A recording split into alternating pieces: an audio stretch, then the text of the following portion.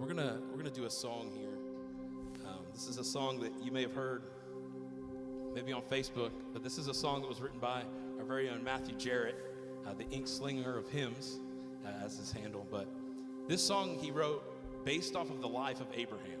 As we've been going through the life of Abraham, there was something that just stuck out to him. And if you remember, as we've been going through the life of Abraham, what we've seen is that God promised him that the promised land would be his, and it would be his inheritance, and that he would leave that as a lineage to his children.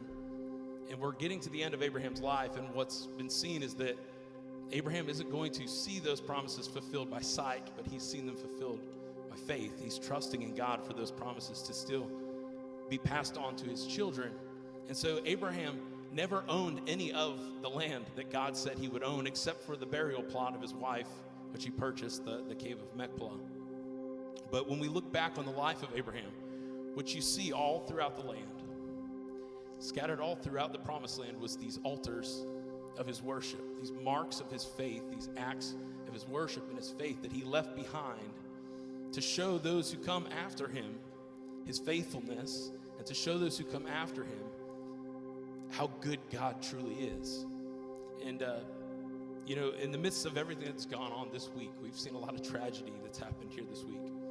And of course, one of them that sticks out is the death of Charlie Kirk, the murder of Charlie Kirk. And Charlie Kirk, whether you liked him or not, you have to be able to look at the situation and say this, that man died for his faith. He died taking a stand for what the Bible says is true. He died standing on the gospel. See, he gave his life for what is true.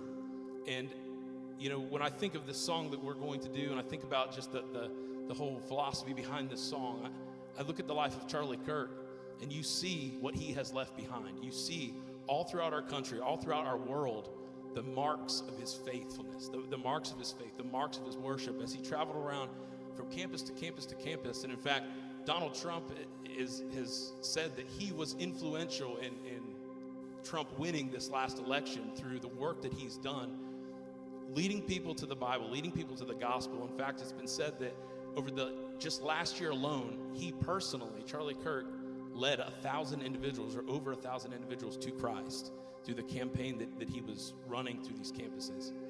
And so this is a challenge. It's a challenge for me. It's a challenge for you guys.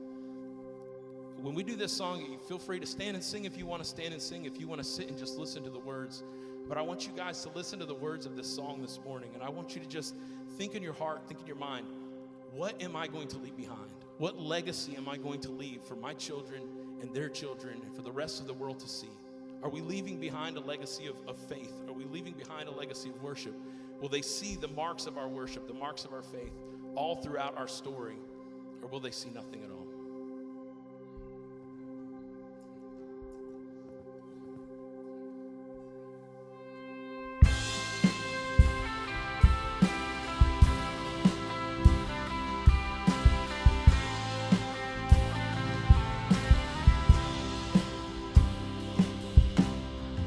What is your story?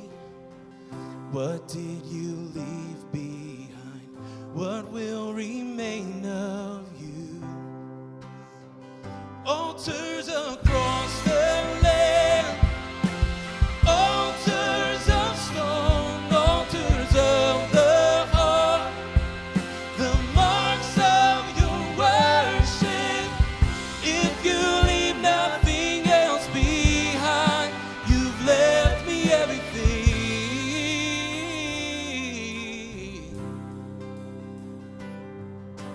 Show me how to worship you. Show the desire of your heart and how to follow you. Altars across the land, altars of stone, altars of the heart, the marks of your worship. If you leave nothing else behind, you've left me everything.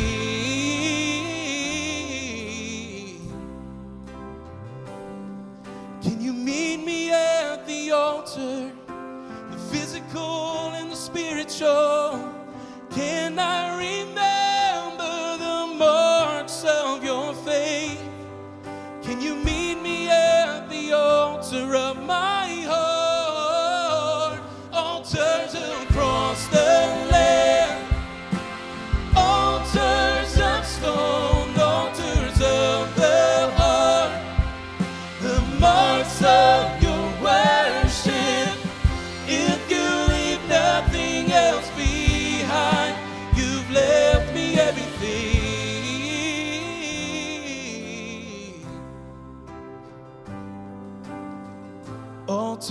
of our Father, inheritance of grace, what will you leave behind?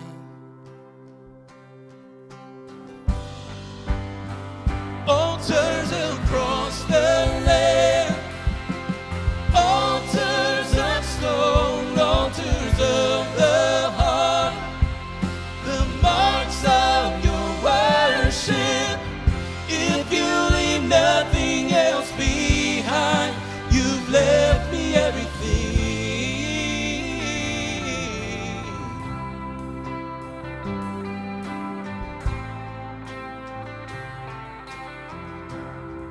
You've left me everything.